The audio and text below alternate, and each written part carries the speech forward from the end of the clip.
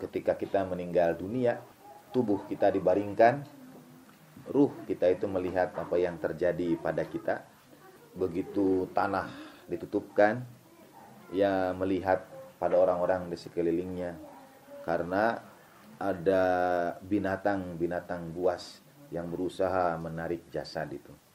Dan ruh itu berteriak minta tolong kepada orang-orang di atasnya. Tetapi tidak ada seorang pun yang mendengar, tidak ada seorang pun yang menjawab. Mereka sepertinya tidak melihat apa yang terjadi pada jasad di dalam itu. Ini penglihatan almarhum, penglihatan ruh. Ia berteriak-teriak memanggil keluarganya bahwa seumur hidupnya ia sudah berusaha, ia sudah lelahkan dirinya untuk mereka, tetapi tidak seorang pun menjawab apa yang disampaikannya. Sampai akhirnya dia sendirian, dan ketika tanah itu ditutupkan, terdengar suara gemuruh begitu besar. Tanah itu berguncang, dan dari arah kaki mayit, kemudian terbuka satu ruang. Keluar daripadanya dua makhluk, dua sosok yang kita kenal selama ini sebagai malaikat Munkar dan Nakir. Tetapi kedua sosok itu bergantung pada amalan-amalan kita. Ia awal menjumpai kita itu dalam bentuk yang mengerikan, dalam bentuk yang menakutkan, karena kita lebih banyak dosanya ketimbang amal solehnya. Disitulah kita ditanya man robbuka itu. Di situ kita ditalkin oleh orang di atas kita itu. Tapi karena beratnya, karena dahsyatnya peristiwa yang kita alami, kita belum tentu mampu menjawabnya dengan baik. Nah, apa yang kemudian muncul pada saat-saat seperti itu? Orang berusaha mencari pertolongan, orang berusaha mencari gantungan. Ia melirik, bertanya pada orang-orang di sekitarnya, pada keluarga yang hadir, pada kerabat yang ikut memakamkannya, tapi tidak seorang pun menjawab seruannya.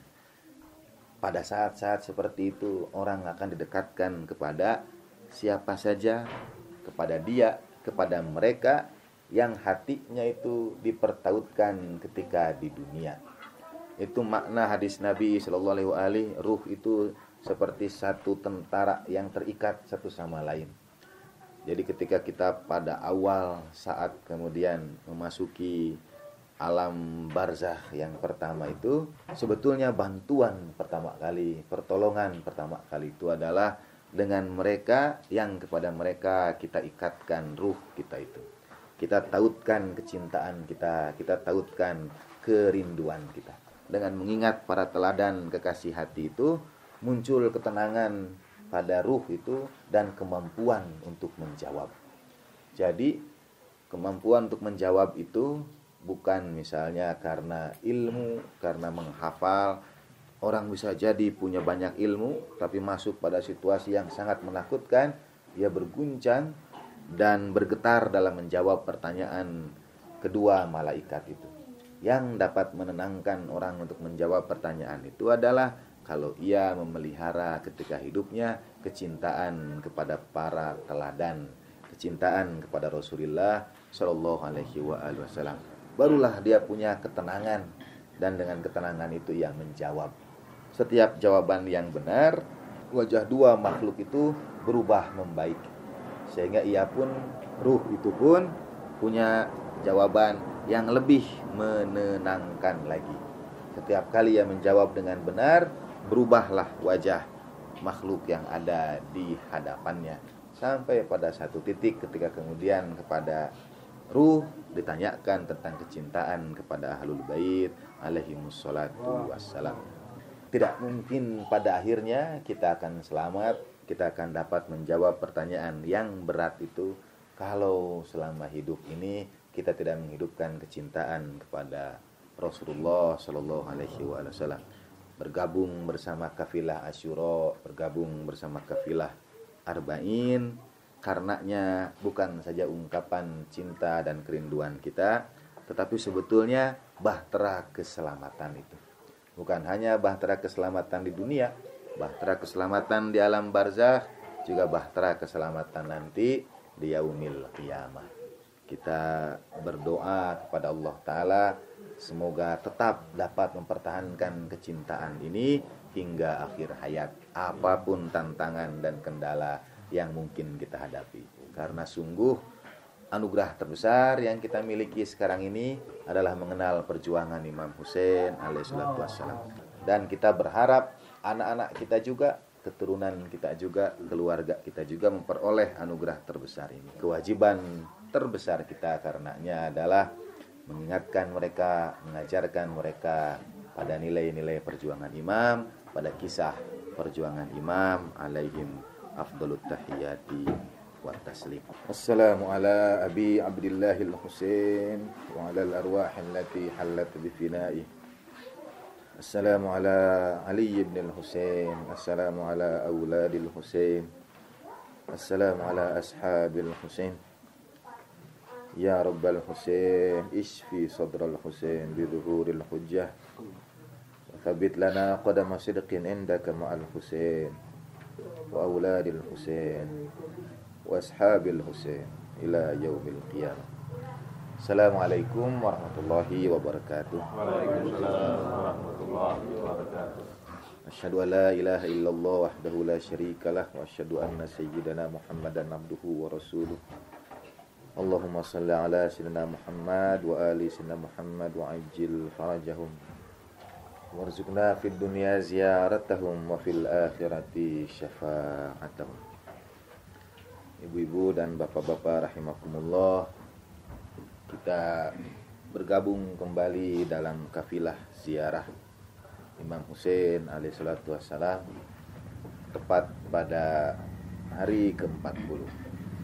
Hari ini adalah arba'innya Imam Hussein alaihissalatu wassalam.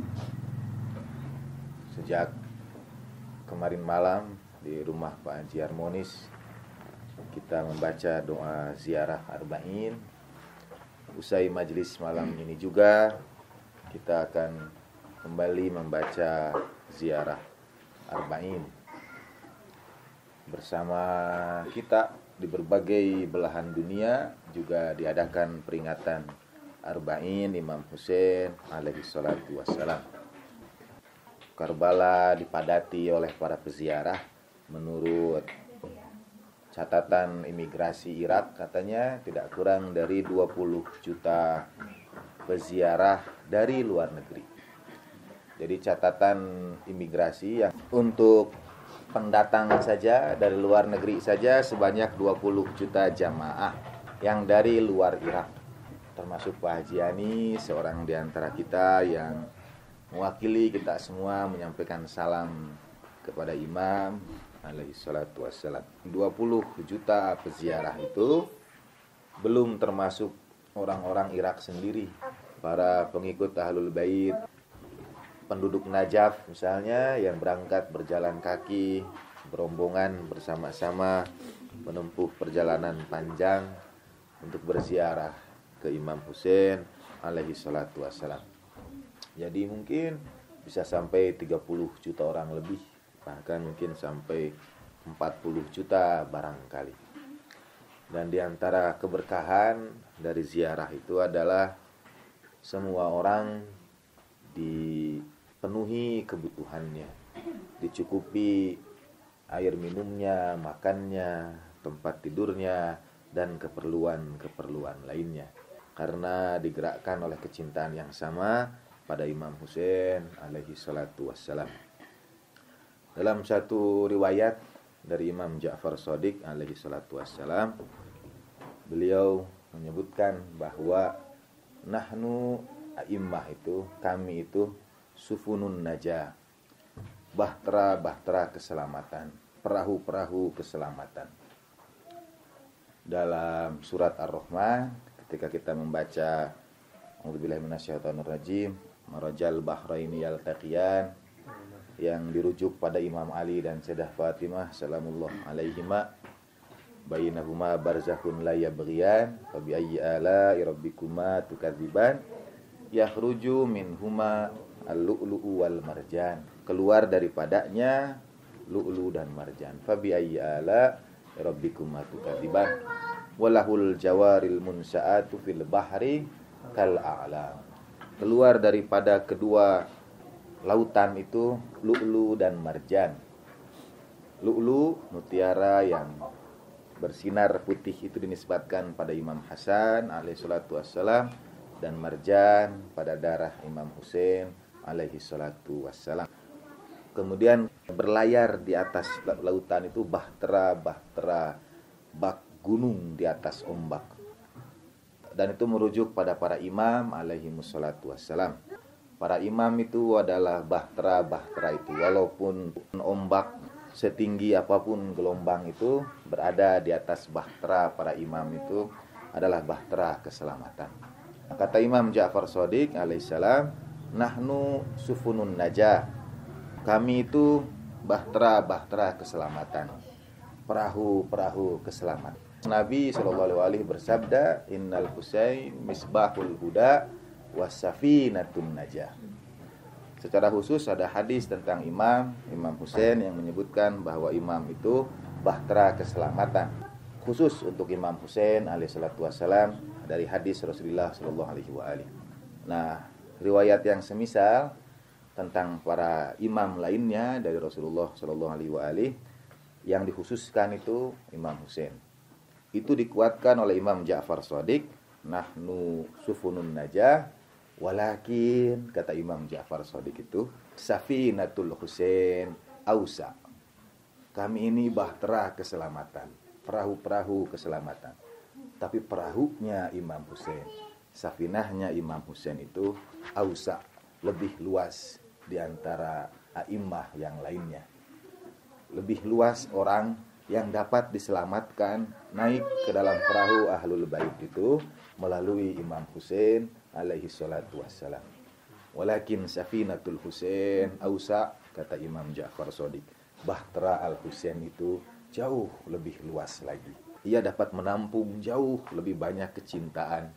Ia dapat menarik lebih banyak orang pada kecintaan Ahlul Bait, pada agama Rasulullah sallallahu alaihi wa alihi wasallam. Itulah mengapa Imam Husain disebut safinatun najah, bahtera keselamatan, karena bahteranya, perahunya lebih luas, dapat menampung para pecinta Rasulullah sallallahu alaihi wa alihi wasallam. Dan kita bisa melihat tahun demi tahun para peziarah itu akan bertambah lebih banyak lagi. Satu-satunya kegiatan keagamaan yang luput dari perhatian dunia. Kita tidak melihat ia diberitakan, kita tidak melihat ia diekspos, digembar-gemborkan. Dia luput dari perhatian. Insya Allah berziarah ke sana itu aman, walaupun di beberapa pihak ada gangguan dari ISIS, ada gangguan dari Daesh. Misalnya ada video orang-orang yang lewat berziarah kemudian diberondong tembakan dari Daesh itu, dari ISIS itu, tapi mereka santai saja, tetap berjalan juga. Sebentar mereka tiarap, sambil tiarap juga biasa saja, entah karena mungkin sudah biasa, tapi barangkali juga karena tidak ada ketakutan dan tidak ada yang lebih diinginkan oleh mereka yang berjalan kaki menempuh perjalanan panjang itu, kecuali digabungkan dengan kerinduan dan kecintaan mereka. Jadi ziarah Arba'in yang oleh Imam Hasan al-Askari alaihissalam disebutkan sebagai satu di antara ciri orang yang beriman, menjadi pembeda, menjadi sesuatu yang mengikat nilai-nilai kemanusiaan yang sekarang ini diperlukan, dibutuhkan oleh dunia modern. Ketika orang demi satu kerinduan, demi satu kecintaan, demi satu nilai yang diistimewakan di atas nilai-nilai yang lainnya, rela menyerahkan apa saja, rela mengorbankan apa saja untuk nilai yang ia perjuangkan itu, untuk sesuatu yang sangat dirindukan, untuk kecintaan kepada Imam Husain dan ahli bait Rasulullah sallallahu alaihi wasallam. Insyaallah ziarah juga aman, karena sekiranya terjadi sesuatu, kemudian banyak misalnya ada insiden, dia pasti menyita perhatian dunia. Justru pada saat yang sama, dunia itu berusaha menutupi ziarah terbesar sepanjang sejarah ini. Sehingga kalau ada insiden, ia justru membuka mata dunia. Dunia melihat ke arah Karbala, dunia melihat pada apa yang terjadi, mengapa sampai puluhan juta orang berkumpul di satu titik, apa yang menggerakkan mereka semua, apa sebab di balik itu, apa yang mendasari orang menempuh perjalanan, berjalan kaki beratus-ratus kilometer jauhnya. Karena itu sampai sekarang, dan kita doakan tetap demikian, pada satu sisi dunia berusaha menutupinya, karena kalau ia terbuka, diketahuilah apa yang selama ini berusaha dikaburkan. Dan sekiranya ada insiden sekecil apapun, dia akan membuka mata dunia. Nah, kita mengisi hari-hari Arba'in bergabung bersama jutaan para pecinta Imam Hussein alaihi salatu wassalam sepanjang sejarah. Hanya mazhab Ahlul Bait yang dipersatukan oleh ziarah-ziarah seperti ini. Kemanapun kita berangkat, dimanapun ada para pecinta Ahlul Bait, di sana pasti ada ziarah Arba'in. Kemanapun kita berangkat, dimanapun kita berada, pasti ada ziarah Arba'in. Pada saat yang sama, kita juga tetap berupaya untuk bersikap kritis terhadap hal-hal yang boleh jadi akan membelokkan kita dari semangat Arba'in Imam Hussein alaihi salatu wassalam. Misalnya tentang sejarah Arba'in itu sendiri. Ada beberapa riwayat dalam sejarah dan dikaji tidak kurang oleh Syahid Mutahari, Syekh Abbas Al-Qumi, para muhakkik Ahlul Bait sepanjang sejarah. Ada beberapa periwayatan bahwa peziarah pertama Arba'in itu adalah sahabat Jabir Al-Ansori, itu disepakati. Ia sahabat Rasulullah SAW dan ia orang yang pertama berziarah ke Karbala. Tapi ada dua versi. Misalnya dalam Al-Luhuf disebutkan, tapi dalam Maktal Abu Mihnaf tidak. Dalam Al-Luhuf itu ketika rombongan Imam Sajjad alaihi salatu wassalam datang, Jabir meminta Atiyah yang bekerja kepadanya itu untuk melihat rombongan yang datang itu. Kemudian Imam Ali Zainal Abidin bertemu dengan Jabir. Mereka berziarah untuk pertama kalinya, mengebumikan kepala suci Sayyidis Syuhada alaihi afdalut tahiyyati wat taslim. Tapi ada juga riwayat yang mengatakan misalnya ketika Jabir datang itu belum ada yang lainnya. Jadi tidak bersamaan dengan rombongan Sabaya, dengan rombongan tawanan Karbala. Ia berhenti sejenak di tepian sungai Furat, kemudian wusul, mandi besar. Setelah mandi besar disusul dengan berwudu lagi. Nah, kemudian setelah itu mengenakan pakaian yang paling baik yang sudah ia bawa sebelumnya, yang sudah ia simpan, kemudian ia kenakan. Lalu tanya sama Atiyah kalau dia punya wewangian. Ia taburkan wewangian itu dari ujung kepala sampai ujung rambutnya. Dan dia masuk dalam satu keadaan, kata Atiyah, yang tidak pernah aku lihat ia sebelumnya. Mulailah berjalan menuju Imam Hussein alaihi salatu wassalam. Kemudian Jabir menyampaikan salam pada imam setelah sampai pada pusara Abi Abdillah alaihi salatu wassalam. Assalamualaikum ya Aba Abdillah dan seterusnya. Tapi kemudian ia membaca salam yang ia sampaikan dari dirinya sendiri. Kira-kira terjemahannya, wahai putra Rasulullah, di manakah engkau? Aku datang menujumu tapi engkau tidak menyambutku. Aku datang menemuimu tapi tidak kudengar jawaban darimu. Dan tiba-tiba Jabir mendengar suara seolah-olah berkata, hei Jabir, bagaimana mungkin aku akan menjawabmu padahal kepalaku masih belum bersatu dengan tubuhku. Terdengar suara yang kemudian membuat Jabir bergetar. Nah, dalam kitab-kitab sejarah itu mungkin tidak dipastikan apakah pada Arba'in itu, pada 40 hari setelah wafatnya imam itu alaihi salatu wassalam, kepala suci imam itu dikebumikan. Ada yang menyebutkan hari ke-40 itu sebetulnya adalah titik balik perjalanan awal keluarga Rasulullah Imam Ali Zainal Abidin dari Damaskus menuju Madinah. Diperintahkan untuk dikembalikan ke Madinah. Tapi kemudian di perjalanan mereka meminta supaya dibelokkan ke arah Karbala terlebih dahulu. Tentang kepastian itu sampai sekarang menjadi bahan kajian. Apakah pada hari ke-40 itu dikebumikan kepala Sayyidi Syuhada dipersatukan dengan jasadnya, atau pada hari ke-40 itu rombongan keluarga itu mulai meniti perjalanan pulang dari Damaskus menuju Madinah Al-Munawwarah. Tetapi sejak peristiwa Asyura hingga kemudian Arba'in, dan memang kalau tidak salah dalam sejarah itu entah pada tanggal keberapa di bulan Rabiul Awal barulah keluarga Rasulullah SAW itu masuk ke kota suci Madinah. Kalau tidak salah sekitar tanggal 20-an ke atas baru mereka kemudian masuk kota suci Madinah. Nah, kita sekali lagi berupaya untuk menggabungkan diri kita dengan kafilah para peziarah itu.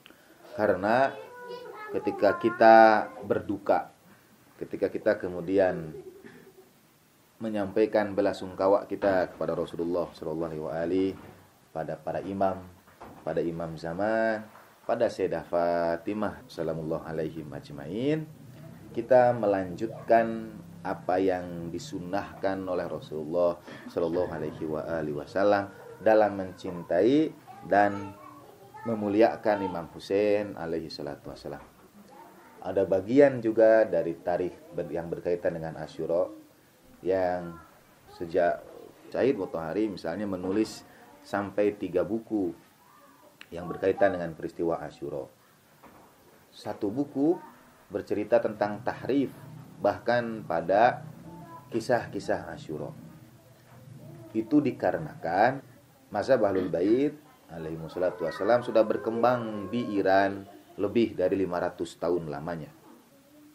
Kemudian memperingati Asyura, memperingati Arba'in dilakukan panjang sekali. Mungkin sejak awal bulan Muharram sampai akhir bulan Safar. Para ustadz, para penceramah di sana itu mengisinya tiap malam. Karena mereka mengisi tiap malam, barangkali awalnya seperti itu, entah bagaimana. Tapi Mutahari mengkhususkan satu jilid bukunya itu bercerita tentang kisah-kisah Asyura yang sebetulnya tidak benar-benar terjadi. Jadi ada hal-hal yang berkaitan dengan Asyura yang sebetulnya tidak benar-benar terjadi. Ditambahkan kemudian kadang-kadang mungkin ada dramatisasi dari apa yang terjadi. Meskipun kisah imam itu bagi saya dan menurut saya tidak ada yang lebih menyentuh dari tragedi kemanusiaan itu selain kisah imam alaihi wassalatu wassalam. Entah apa yang kemudian beredar di tengah-tengah masyarakat, Syahid Mutahari merasa perlu menuliskan sampai 3 jilid kitab untuk meluruskan pemahaman orang tentang peristiwa Asyura. Nah, dengan tetap berusaha untuk meningkatkan kecintaan kita kepada Imam alaihi salatu wassalam, sekiranya dari riwayat-riwayat yang kita dengar, kita tetap harus mengkajinya secara kritis dan historis. Misalnya, walaupun bagi saya yakin ini, tetapi bagian penjelasannya itu yang bisa jadi masuk dalam bagian entah yang dikritik oleh Sayyid Mutahari atau tidak. Pernah katanya satu saat ketika Imam Husain alaihissalam usia 4 atau 5 tahun, imam itu datang dan Nabi sedang berkhutbah. Kemudian kata Nabi, "Taraqa aina basah," katanya begitu. Imam Husain datang, kemudian Nabi bersabda, "Taraqa itu naiklah engkau. Ain mata, basah itu nyamuk." Dan ada yang paham apa maksud Rasulullah sallallahu alaihi wasallam itu. Hingga satu saat ada orang bertanya pada Imam Ja'far Shadiq alaihi salatu wassalam, berapa banyak jumlah hantaman pedang, tombak, dan panah yang menimpa tubuh Imam alaihi salatu wassalam. Berapa kali Imam dihantamnya itu. Kemudian disebutlah satu angka. Kalau tidak salah saya lupa apakah 1975 atau 1957 gitu. Pokoknya di antara angka itulah 1900-an. Tapi disebut angka persis. Orang itu bertanya lagi, bagaimana mungkin angka seperti itu? Karena tubuh itu tidak mungkin menampungnya. Jadi kalau dihitung dimensi tubuh kita itu dari atas ke bawah, tak mungkin dapat luka sebanyak itu. Kemudian Imam Ja'far Shadiq menjawab, karena bagi setiap tusukan anak panah masuk tusukan yang lainnya lagi. Bagi setiap hantaman pedang disusul dengan hantaman di tempat yang sama. Bagi setiap tikaman tombak itu dihantam oleh tikaman tombak di tempat yang sama lagi.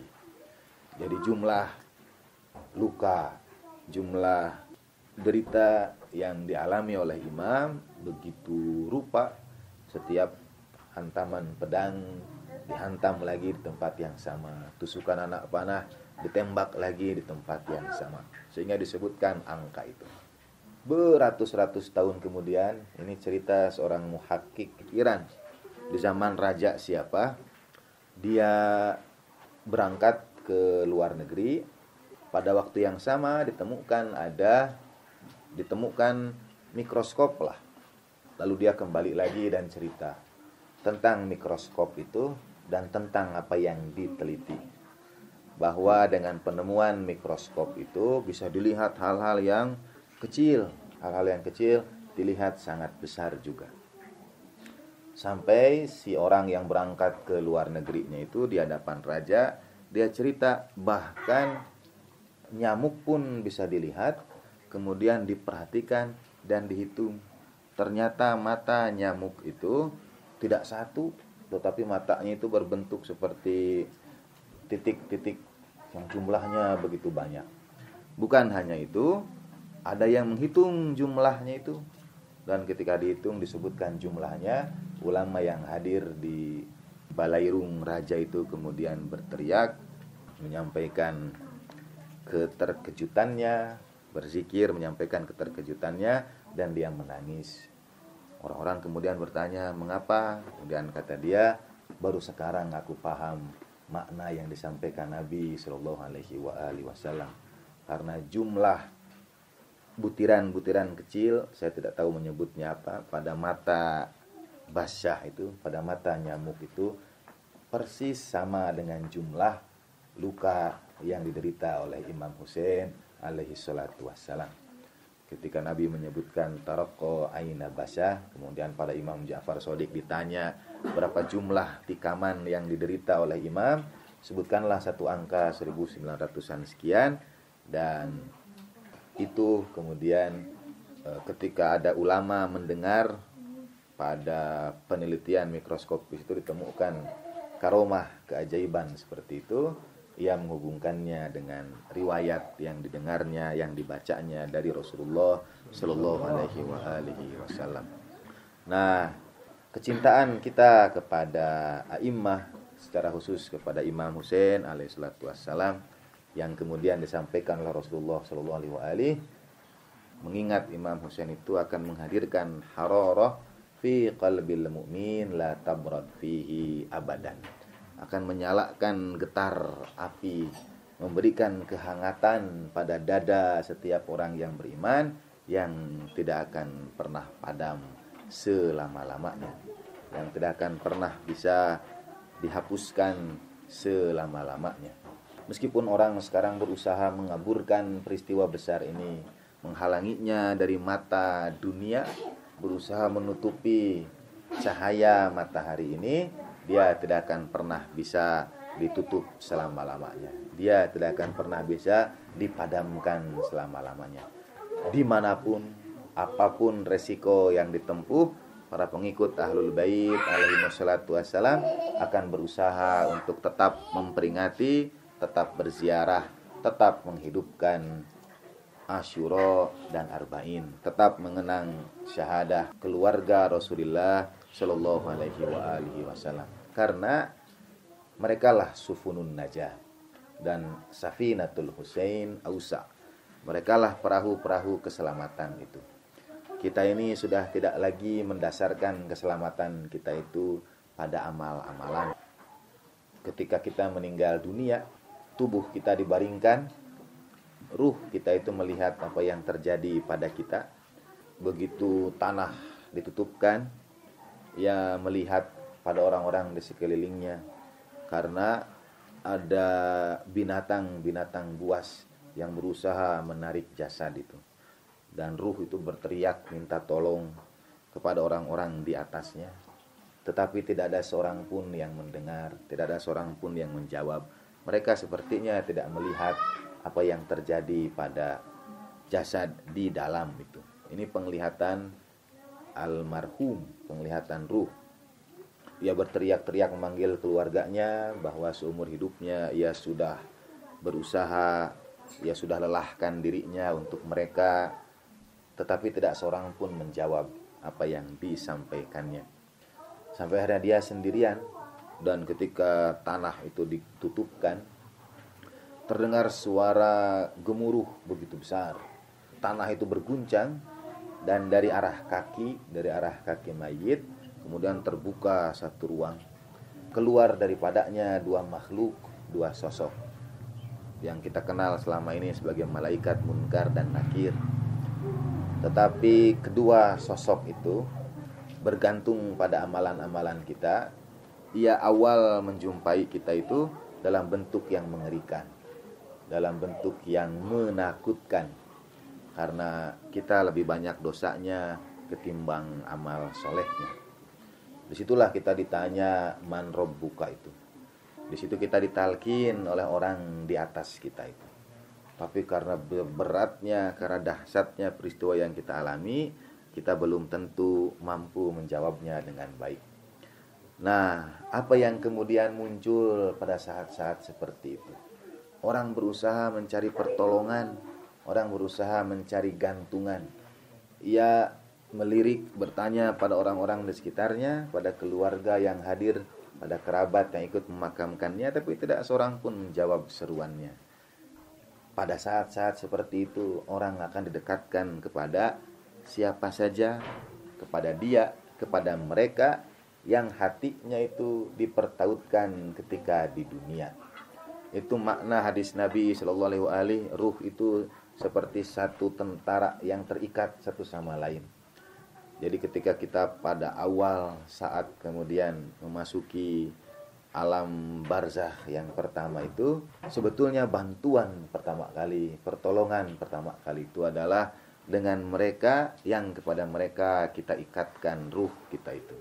Kita tautkan kecintaan kita, kita tautkan kerinduan kita.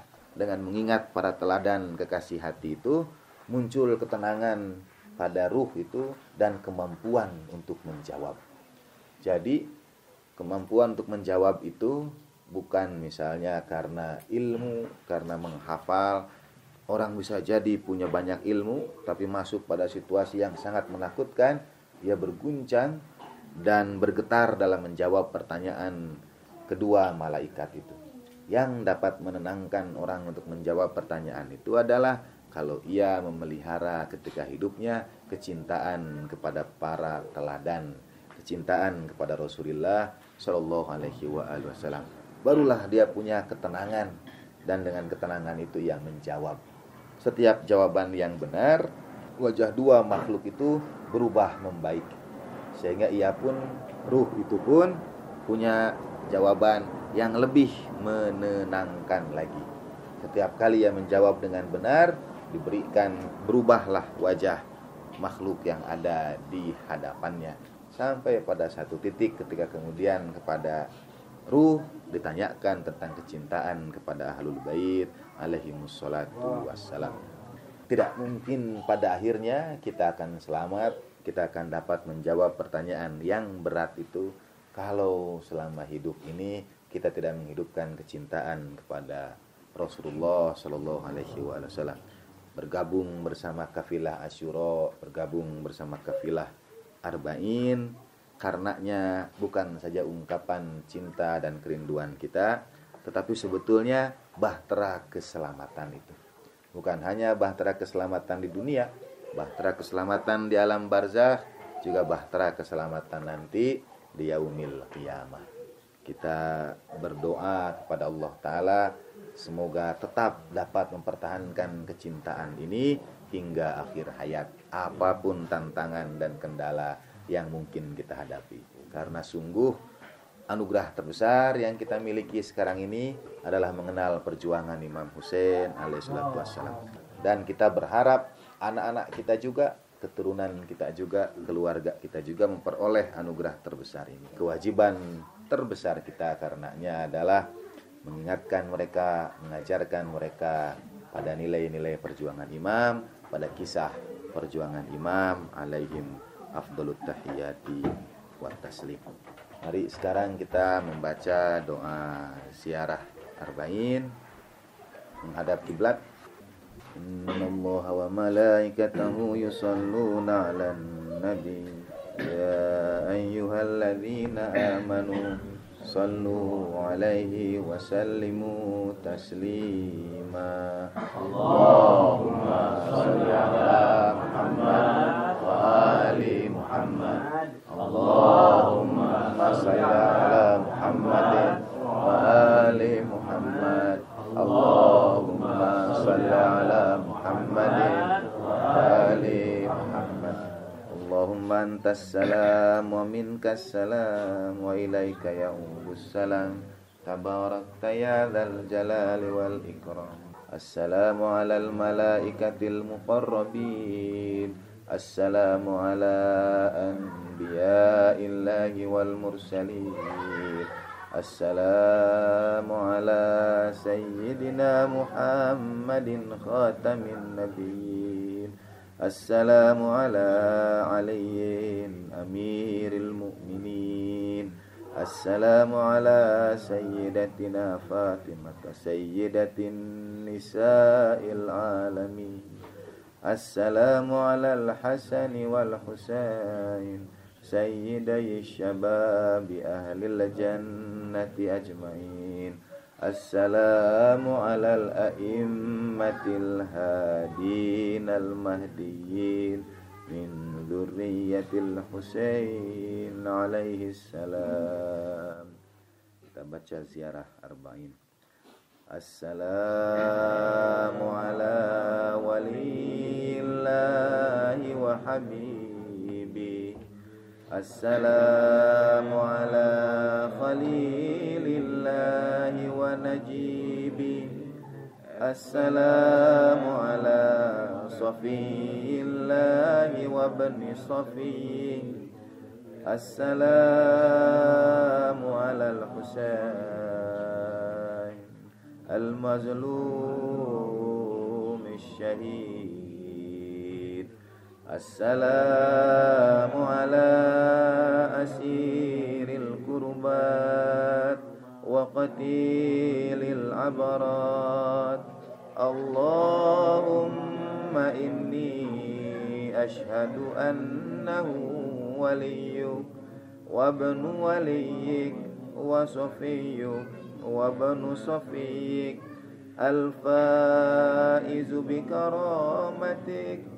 Akramtahu bisyahada wa habawtahu bissaada wajtabaitahu bitibil wilada waja'altahu sayyidan minas sada wa qaidan minal qada wa dhaidan minal dhada wa a'taitahu mawarithal anbiya wa ja'altahu hujjatan ala khalqika minal awsiya fa a'dhara fid du'ai wa manahan nus wa badhala muhjatahu fik liyastanqidha ibadaka minal jala wa hayratid dhalalah وقد توازر عليه من غرته الدنيا وباع حظه بالأرذل الأدنى وشرى آخرته بالثمن الأوكس وتغطرس وتردى في هواه وأسخطك وأسخط نبيك وأطاع من عبادك أهل الشقاق والنفاق وحملة الأوزار المستوجبين النار فجاهدهم فيك صابرا محتسبا حتى سفك في طاعتك دمه واستبيح حريمه اللهم فلعنهم لعنا وبيلا وعذبهم عذابا أليما السلام عليك يا ابن رسول الله السلام عليك يا ابن سيد الأوصياء أشهد أنك أمين الله وابن أمينه عشت سعيدا ومضيت حميدا ومت فقيدا مظلوما شهيدا وأشهد أن الله منجز ما وعدك ومهلك من خذلك ومؤذب من قتلك وأشهد أنك وفيت بعهد الله وجاهدت في سبيله حتى أتاك اليقين فلعن الله من قتلك ولعن الله من ظلمك ولعن الله أمة سمعت بذلك فرضيت به اللهم إني أشهد أني ولي لمن والى وعدو لمن عادى بأبي أنت وأمي يا ابن رسول الله أشهد أنك كنت نورا في الأسلاب الشامخة والأرحام المطهرة لم تنجسك الجاهلية بأنجاسها ولم تلبسك المتلهمات من ثيابها وأشهد أنك من دعائم الدين وأركان المسلمين وماقل المؤمنين وأشهد أنك الإمام البر التقي الرضي الزكي الهادي المهدي وأشهد أن الأئمة من ولدك كلمة التقوى وأعلام الهدى والعروة الوثقى والحجة على أهل الدنيا وأشهد أني بكم مؤمن وبإيابكم موقن بشرائع ديني وخواتيم عملي وقلبي لقلبكم سلمون وأمري لأمركم متبع ونصرتي لكم مؤدة حتى يأذن الله لكم فمعكم لا مع عدوكم معكم لا مع عدوكم معكم لا مع عدوكم صلوات الله عليكم وعلى أرواحكم وأجسادكم وشاهدكم وغائبكم وظاهركم وباطنكم آمين رب العالمين. السلام على الحسين وعلى علي بن الحسين وعلى أولاد الحسين وعلى أصحاب الحسين. اللهم ارزقنا زيارة رسول الله وأهل بيت الطيبين الطاهرين وارزقنا زيارة أبي عبد الله الحسين. اللهم لا تجعل هذا آخر عهد منا لزيارتي. Kita sampaikan doa kita masing-masing. Allahumma salli ala sayyidina Muhammad wa ahli sayyidina Muhammad. Allahumma ya Allah, kami titipkan padamu malam ini salam kami, kerinduan kami, kecintaan kami pada Rasulullah sallallahu alaihi wa alihi, pada Amiril Mukminin, pada Sayyidatina Fatimah, pada Immah di Baqi, pada Abi Abdillahil Husain. Kami titipkan salam kami, kerinduan kami pada Immah alaihimussalam. Kami sampaikan salam duka cita bela sungkawa kami pada sahibil asri waz zaman. Inilah kami ya Allah yang berada di tempat yang paling jauh dari Abi Abdillah. Anugerahkan pada kami kesempatan untuk berziarah ke pusaranya. Anugerahkan pada kami kesempatan untuk menggabungkan diri kami dalam lautan para peziarah Abi Abdillah. Assalamu ala zuwari Abi Abdillah. Anugerahkan pada kami kesempatan ya Allah untuk melelahkan diri kami dalam beribadah kepadamu, dalam kecintaan pada Rasulullah, dalam berziarah kepada Immah alaihimussalam. Anugerahkan pada kami kesempatan ya Allah dalam hidup kami ini ya Allah untuk bergabung bersama para peziarah Asyura, untuk bergabung bersama para peziarah Arba'in Nabi Abdillah alaihi salatu wassalam. Tuliskan nama kami ya Allah di antara para peziarah itu. Tuliskan nama kami ya Rasulullah, tuliskan nama kami ya Sayyidah, tuliskan nama kami ya Immah, tuliskan nama kami ya Aba Abdillah, tuliskan nama kami di antara para peziarah. Allahumma salli ala sayyidina Muhammadin wa ali sayyidina Muhammad. Allahumma arzuqna syafa'atal Husain yaumal wurud wa thabbit lana qadama sidqin indaka ma'al Husain wa auladil Husain wa ashabil Husain ila yaumil qiyamah. Ya Rabbal Husain ishfi sadral Husain bidhuhuril hujjah. Kita baca doa farad bersama-sama. Bismillahirrahmanirrahim.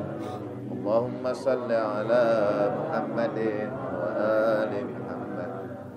Allahumma kun liwalika al-hujjat ibnil Hasan salawatuka alaihi wa ala abai fi hadhihi as-sa'ah wa fi kulli sa'ah waliyan wa hafidha wa qaidan wa nasira wa dalilan wa aina hatta tuskinahu arabaka taw'an wa tumatti'ahu fiha tawila birahmatika ya arhamar rahimin. Walan nabi wa alihi salawat. Allahumma salli ala Muhammad wa ali Muhammad.